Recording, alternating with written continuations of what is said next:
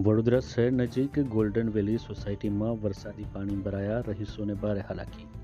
હવામાન વિભાગ દ્વારા વરસાદની આગાહી વચ્ચે સમગ્ર વડોદરા શહેર અને આસપાસના વિસ્તારમાં ધોધમાર વરસાદ વરસ્યો હતો.